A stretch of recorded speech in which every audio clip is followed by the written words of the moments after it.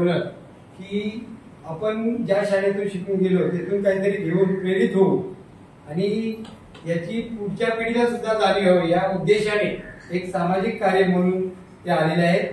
ते आपल्याला त्यांच्या वाढदिवसानिमित्त भेटवस्तू देणार आहेत। त्याचं त्यांनी सर्वांनी आपण घ्यायचं आहे आणि सर्वांनी आपल्या भेटवस्तू घेतल्यावर काय मिळेल ते माहिती आहे। ओके,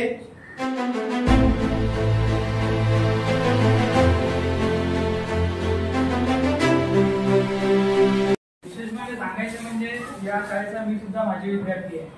पहिली ते दुसरी शिक्षण मी प्राथमिक शिक्षण इथेच घेतलं, त्यानंतर मी दुसऱ्या शाळेत गेलो, पण पहिली ते दुसरी म्हणजे जे बेसिक असतं इथेच मी जे धडे आहेत ते गिरवलेले।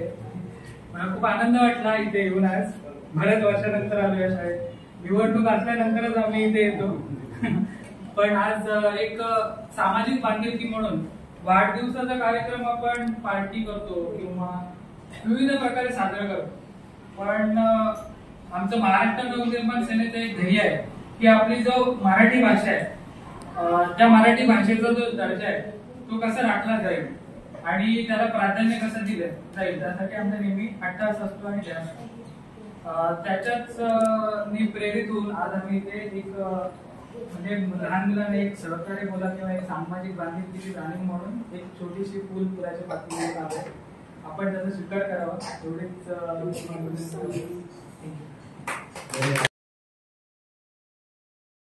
Happy